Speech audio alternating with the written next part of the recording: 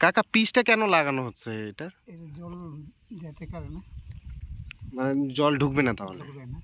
আচ্ছা, মানে মানে হালকা হালকা লাগা, মানে যেখানে ইসে আছে ওখানে লাগাচ্ছ নাকি পুরোটাই লাগাবা? পুরোটাই লাগাবে। পুরোটাই লাগাইতে হবে।